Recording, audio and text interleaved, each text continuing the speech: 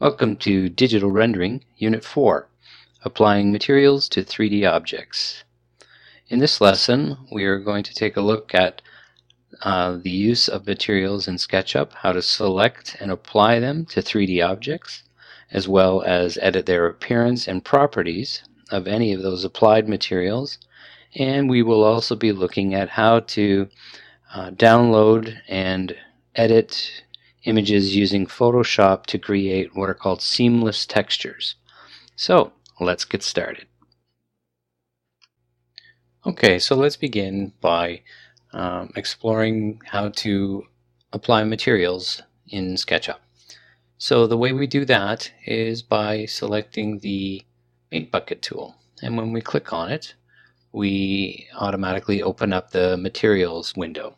Okay, and the default setting is usually set to open to show you what's already in your model.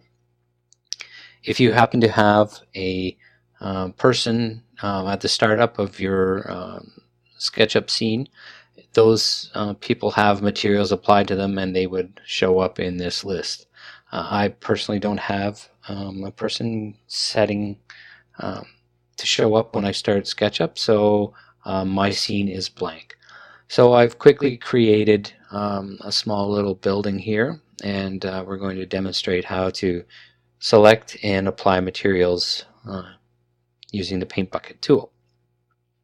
So in the drop-down list where it says In Model, this is also where we would select the different categories of materials that are available. Anything from wood and water and so on and so forth, all the way up to basic things such as colors. So let's just quickly begin by let's choose a color, and in order to apply it to our model, we literally just click on a surface, and that surface will then take on that color that we've chosen. So I could continue to go around and apply it to each surface. And that's generally the way I recommend doing it. That way you know exactly what's been applied. But there are some shortcuts, just like there are with other tools. If I were to hold down the Control key when selecting a color, so let's pick a new color just to show the difference. When I hold down the Control key, you'll notice I get these three little red squares. And what that means is any faces that are touching each other that I want to update with one color, if I hold down my Control key and then click on that face, every face that was the default color before touching will now be updated. However, the faces that I colored before were not changed. So again, that's the Control key. If I were to hold down the Shift key, what that means is anywhere where this color is applied in my scene, when I click on it, they will be updated. So I now have all of these faces updated to all be the same color. Okay. Now, when it comes to groups, I've made the roof a group just to demonstrate what happens. When I have a group and I want to apply materials to it, I need to be careful because any group that has a default material still inside of the group, if I were to pick a color or a texture or material and apply it to the group, all of those faces that have a default material will get updated. So I'll demonstrate here. So every face, since I didn't have any materials applied within the group, were now updated to this green color. However, let's just back that up for a second. If I were to have applied a material inside the group, and this is the way I would normally recommend you apply materials, that way you have complete control over what is applied and what isn't. If I were to close that group now and then apply a material to the group, everything that I didn't apply material to. In other words, everything that had the default material on it will get that color applied to it, even though I'm outside of the group. So in order to prevent that kind of accidental color applying, I recommend always to apply the colors within the group, and that way you have the most control. Okay, so that's the basics for applying colors or any material just using the paint bucket tool.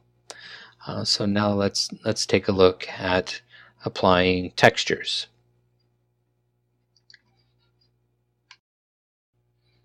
Okay, so now let's take a look at applying textures to our model. So we begin the same way by selecting our paint bucket tool, and we are greeted with our materials palette, and from our drop down list we can select just about any material that come default in SketchUp. So let's take a look at brick and cladding, because I want to make this building into a brick building. But you can see there's a few options available, different types of siding and some pavers and different types of brick. So for now, let's just pick the first brick in the list. It's called antique brick. And you can see by just clicking on the face, we can apply the material.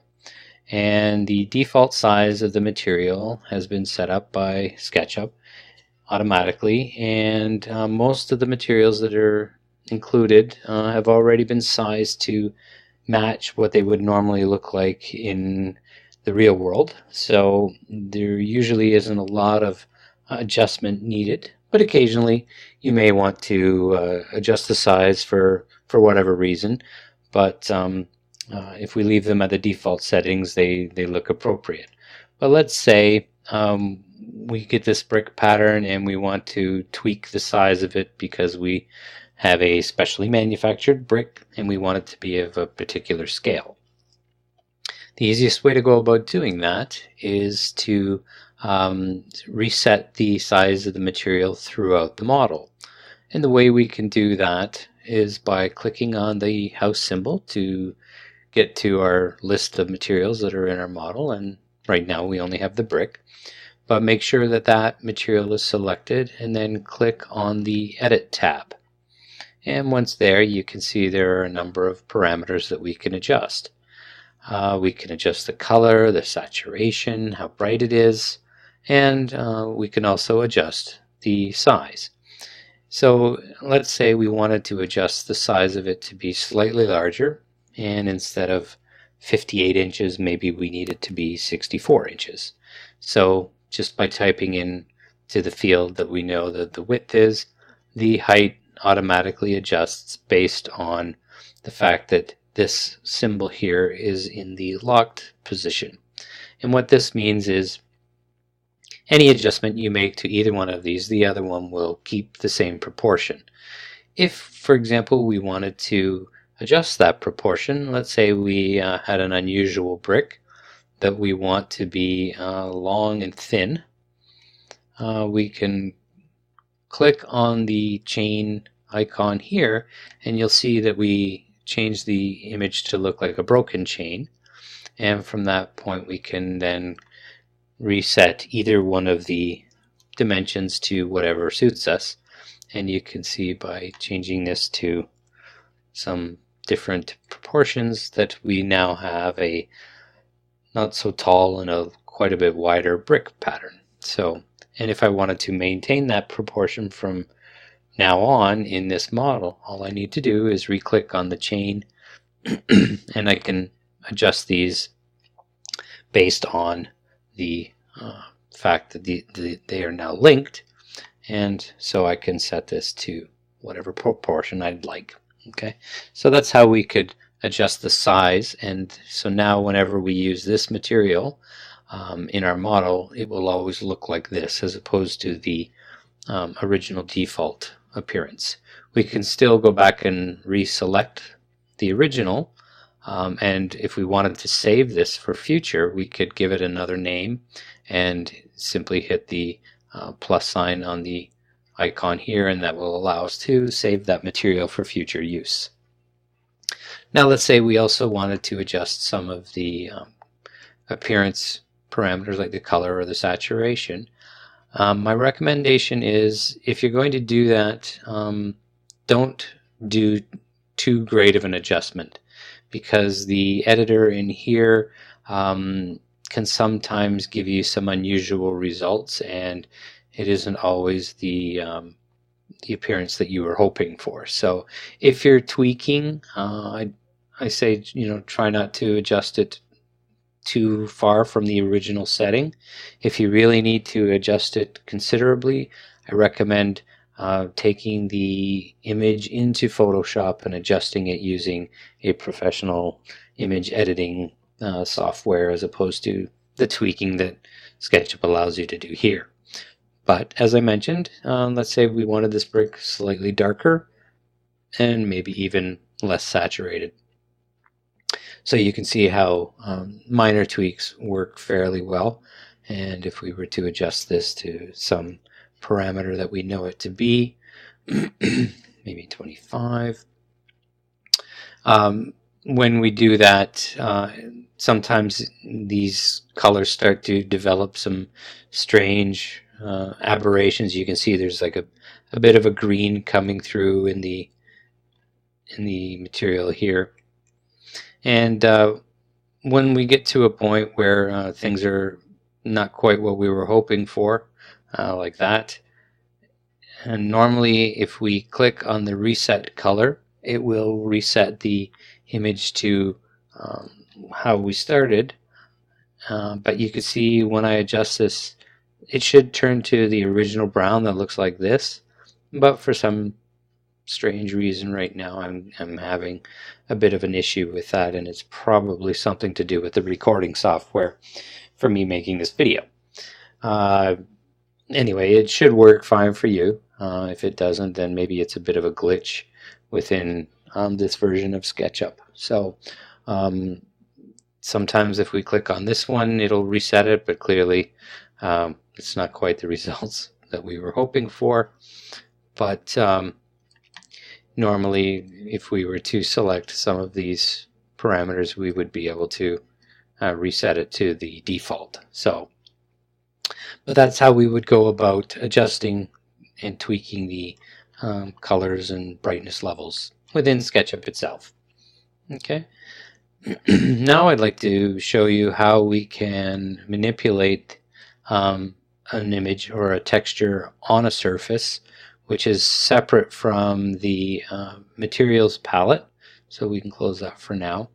Why don't I get that back and reset it to the original, and using my shift key I can quickly reset all the faces to the appropriate color.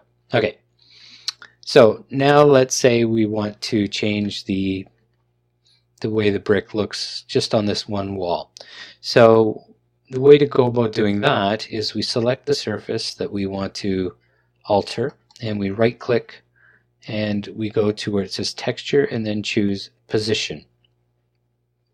Once we do that, we are greeted with these 4 colored pins, and each color representing a different effect that we can have on the image. The 2 that we are going to concern ourselves with most are the red pin, and the green pin. The blue pin will allow you to skew an image, and the yellow pin will allow you to distort the image to look like it's either changing its perspective or some strange angle. Okay, but occasionally you might want to use those, but for the most part we're going to probably use these 2 the most. The red one allows us to accurately place the material based on where we drag the corner to. So if we ever needed to line up a material to a particular point on a surface, we could easily do so by using the red pin.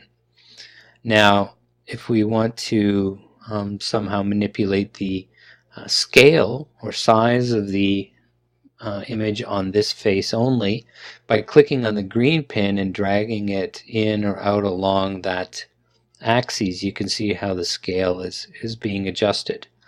as you notice, if I divert off of that line, you can see I can also adjust the angle at which the material is placed on the surface. So if I had some need to maybe turn my brick in this direction, for example, if I was creating a tile pattern out of something like a tile as opposed to a brick, maybe I want a vertical tile as opposed to a horizontal. So the easiest way to do that would be to use this method.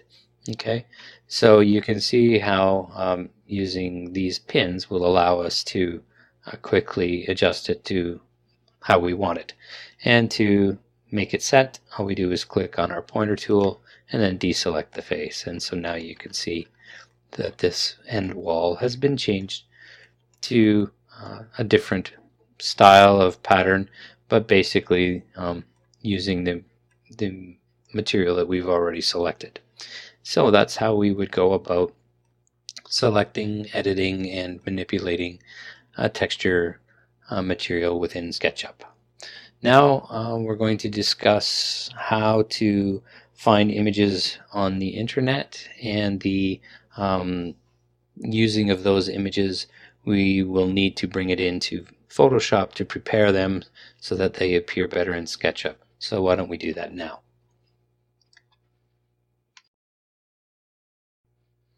Okay, so now let's go onto the internet and look for some materials that we can, or images that we can download to use as materials in our models. So one place that I like to usually start off with is Google Images. You can use other image sites such as Flickr or those types of sites. The reason I like Google Images is because it's pretty much connected to everything, and even when I find images that I like, I often will, when I click on them, they'll take me to another site such as Flickr anyway. Another very useful place to look for textures for 3D models is a site called textures.com. You will need to kind of register. It's free, but there is a countless number of textures available there that are particular for architecture and design. So if you don't find what you're looking for here, that's one that I highly recommend. And so let's get started looking for some images. So let's say we are thinking of putting a material onto, say, a kitchen counter, and the material that we find in SketchUp isn't exactly what we're looking for. So if we do a quick search on Google Images, we probably will come across something closer to what we're looking for. So let's say we're looking for some type of granite. So if I type that in, you can see that I'm shown obviously many different images of granite.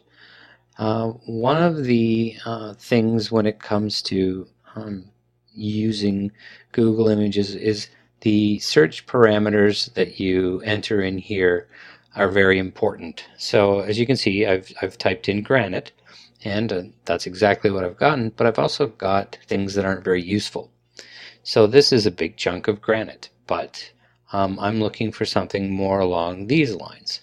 So what I really want to do is start looking for a texture image. So if I add the word texture to my search parameters, I'm more likely to get appropriate images that I can use. You can see that there's lots of other things that pop up, and depending on what type of granite maybe, but let's just try granite texture just to see how that looks. Now as you can see, everything looks a lot more flattened and appropriate for using as a material in our models. The one thing that I want to point out that you need to try to avoid are images such as this, where we've got clearly a dark shadow happening, or this one where there's a strong highlight here and a shadow in here. this type of thing. We need to try to find images. Even this one has some issues. You can see how light it is here, but towards the bottom it's quite dark. So the more consistent the lighting is across the image, the more useful it will be for us. So let's look for an appropriate image. This one doesn't look too bad. The other thing to try to find are images with a relatively decent number of pixels. This one is 500 by 300, which isn't too bad. So if I click on that, and then I recommend clicking on the view image, because sometimes this image is a lower resolution than if you were to actually click on the button. And then you simply click save the image if you want to keep it on your desktop. If you've already got your image editing software open, you could just simply click copy image. In this case, I'm going to save it to my desktop. And if I want to change the name, I don't really need the word stock, so I can get rid of that. So I'm going to call it 24 granite and save it to my desktop. Or maybe we are looking for a different type of wood flooring than what is available in the basics materials for SketchUp. So as long as I keep that word texture there, I could type in wood flooring or even wood floor, and I click on that, and you will see that I'm once again given a wide variety of different types of wood flooring. One thing that I can recommend is when it's an image of something that has a measurable element to it. So we know that wood floorings planks have an approximate dimension. So what I recommend is if you can find an image that tends to have more pieces in it as opposed to fewer pieces. For example, this image, I'm not judging it by how it looks other than the fact that there are so many small planks in it. This would be a more useful texture than, say, this image here, because this one only has 5 planks, and when we put this into our model, it will literally line it up so that we will see 5 very short tiles, and we don't want that. We want it to look far more realistic. So the greater the number of pieces in the image, this would be another good one. Things like that.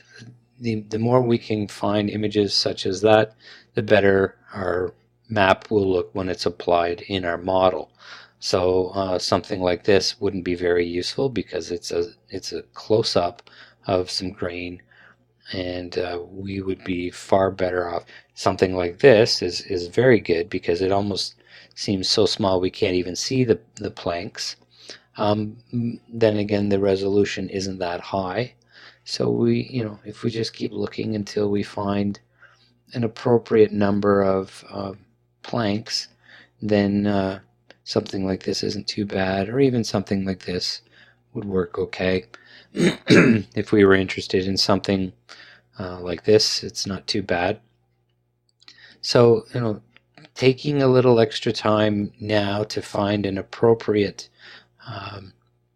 map or texture will pay off in the long run.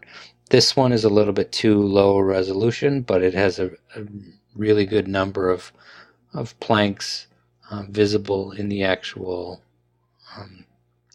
image. So this one's not too bad. Why don't we pick this one?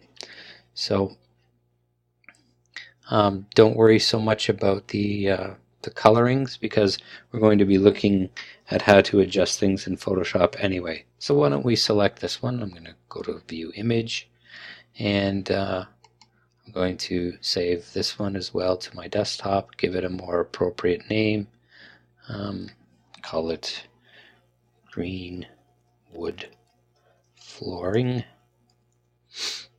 and hit save. And now we are ready to take a look at those two images in our Photoshop software. So why don't we do that now? Okay, so now that we've opened up Photoshop and I've gone ahead and opened up our two downloaded images, let's first take a look at our granite. So how do we know if this is going to be a good material used in SketchUp? Well, one of the things that we have to look for is if this material or texture gets put into a model, what SketchUp does is it copies this image over and over and over in what's best described as a tiling pattern.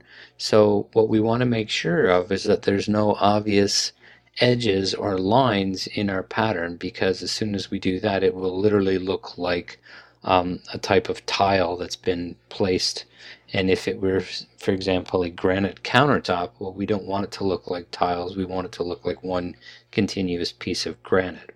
So the way we need to check that is we need to go into the filter menu, and we need to select from other the what's called the offset filter. So once we select that, you can see we're given this dialog box of how many pixels we're going to offset it from its origin. So if we just quickly reset that to 0, that means we haven't shifted it in any way at all. But if we drag our slider across, you can see that we indeed are getting a line right here of where our pattern stops and starts on the edge. And if we do the same thing with the vertical, you can see we are getting the same issue with the edge of the material butting into itself. So we say OK, now that we can clearly see those edges, and now we need to figure out a way to get rid of them. So the best way to do that is to use the clone stamp tool, and we click on that, and we pick a brush that's depending on what the material looks like. You could pick just a circular brush, or you could pick something with a bit more of a randomness to it. If we were to pick something like this, maybe make it a little bit bigger, because the granite pattern has this kind of a unusual setup. If we were to now hit our Alt key, this is where we are going to borrow some pixels from, and then if we just start clicking in our image, and you can see that may or may not be exactly what we want, but we could try just a regular brush, and just so long as we turn our hardness down to around 75% or so, what that does is it blurs the edges of our circle. So once again, if we select an area of our image, and maybe not quite that large, just make the brush a little bit smaller and just start clicking over top of these lines and sampling different sections of the drawing to help extend different parts of the image into our image to get rid of these lines. So you can see, oops, I've got a bit of a copy of the line over here. Got to make sure that when you move your cursor around, you can see that the pixels are selected based on the relationship of where you first sample and where you do your first click. So you just have to make sure that you're not actually clicking on an area that has this hard edge already present. So just by continuously moving around and covering up those edges, you can see how we have now pretty much gotten rid of those obvious edges of the texture repeating itself. Okay, so once we're satisfied that we've gotten rid of those lines, then we can pretty much use this as what's called a seamless texture in SketchUp. One other thing I want to point out, in all of our images, when we have a kind of random looking material or natural looking material, if there's an obviously high contrasting portion in that image, it will really make our material or texture look like a repeated texture. So whenever possible, if we can reduce some strong contrasting spots like this dark blob right here in the middle of our image, or even this one, if we were to sample using our stamp tool some lighter area of the drawing and just kind of weaken those overly dark spots, then it's usually a good idea. And that way there isn't any strong bright or dark regions in our pattern, and when it gets repeated, those things aren't so obvious. Okay, so we can check to see if we've done a good job by calling up that filter again. So if I do that and I take a look at my image, I don't really see any obvious lines anywhere, and if I did, all I would need to do is say OK, and once again clicking my stamp tool, just find a little area that I want to repeat and just cover over any lines that may have appeared. Okay, so that's how we create a seamless texture. Now let's take a look at our wood flooring.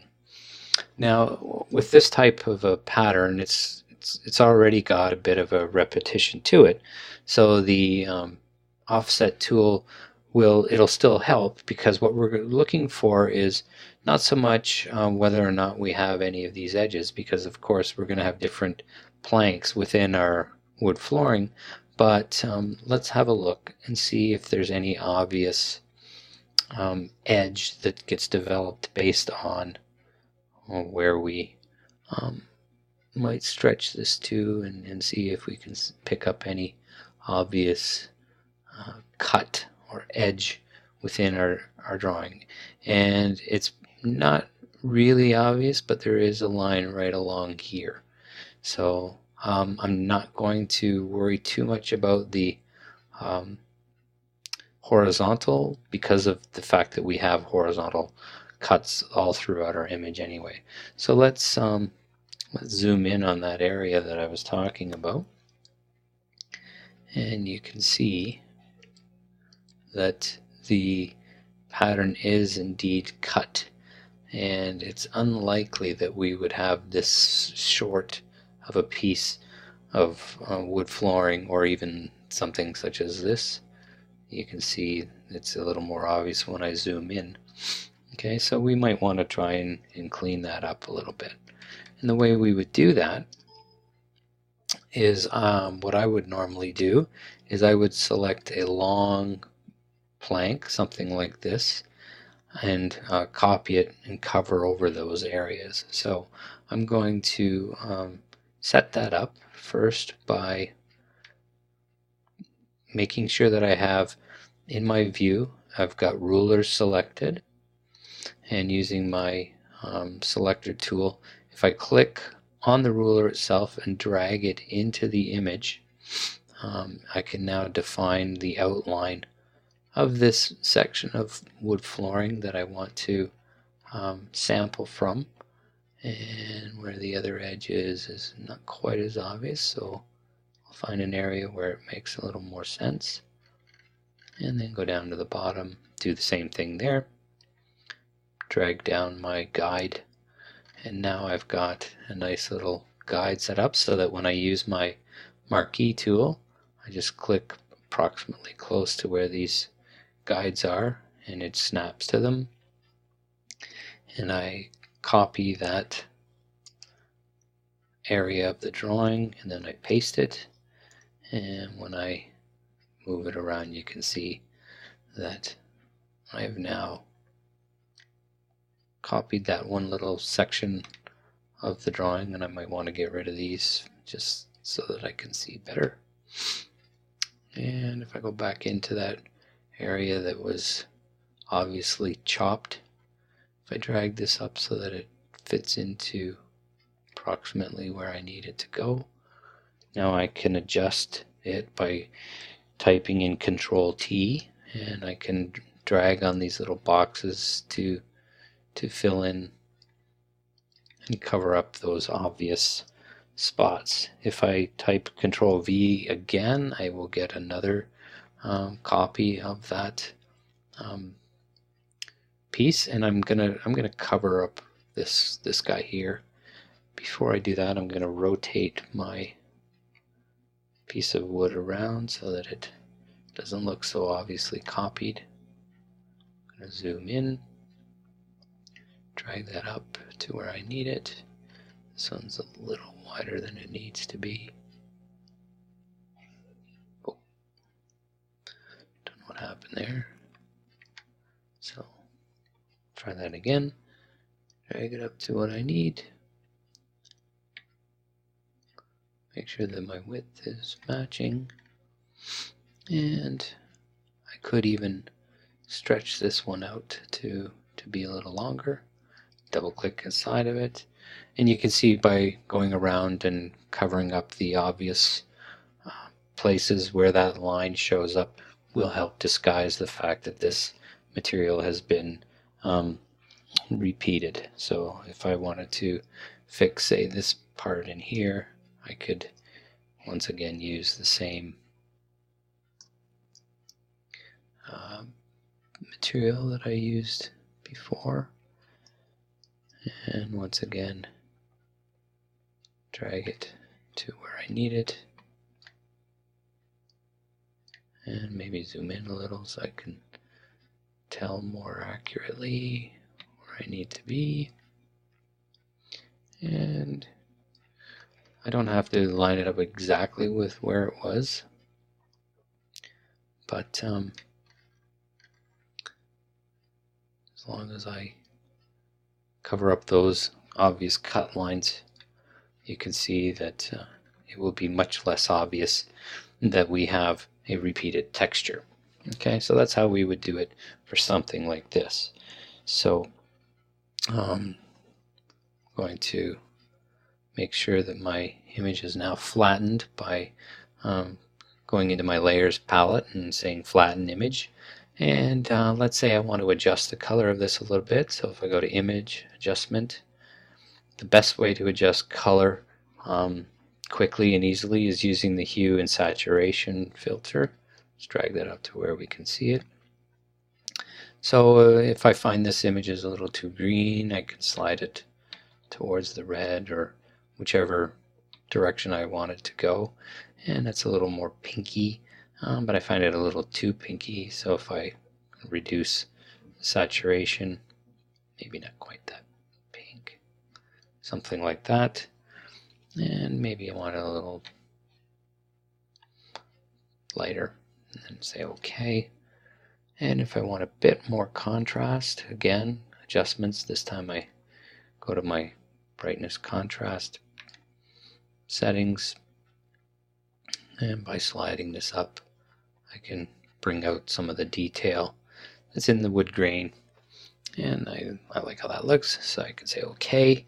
And then all I need to do is save that. And I'm just going to call it wood flooring since I got rid of the green. And there I have a much nicer wood material ready to use in SketchUp. So now let's take a look at how we can bring these images into SketchUp. So let's do that.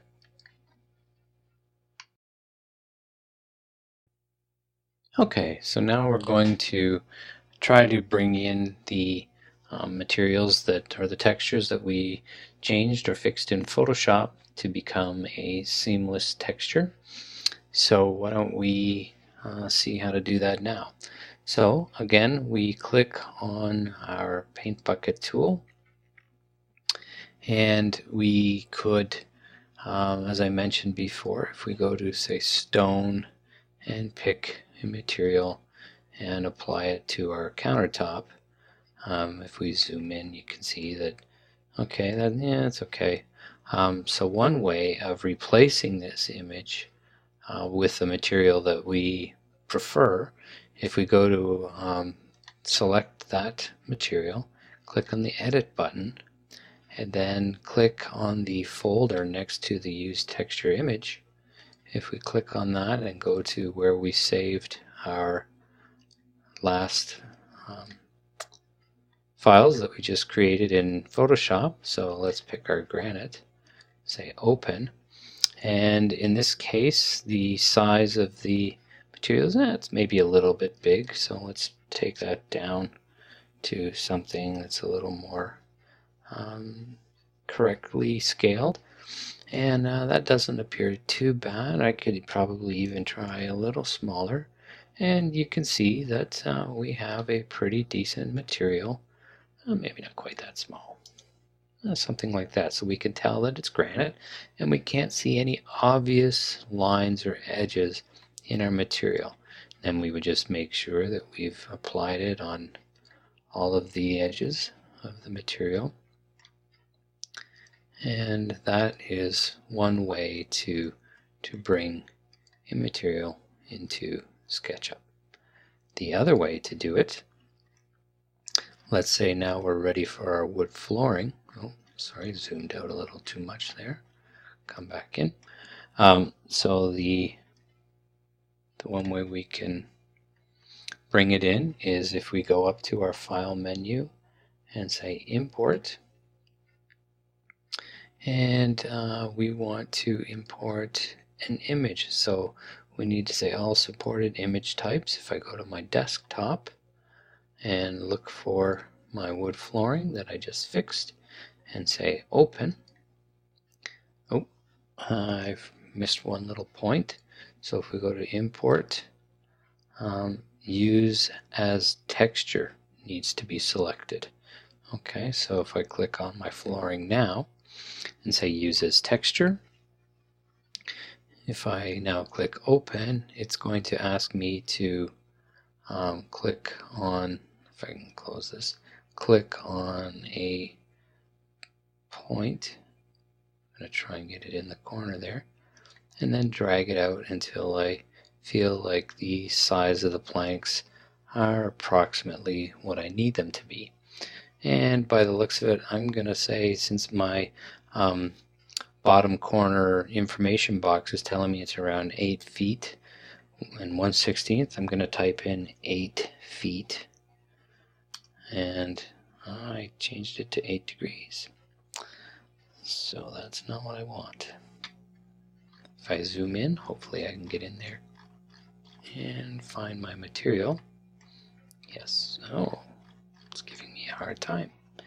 And let's try 60 degrees and see what that does.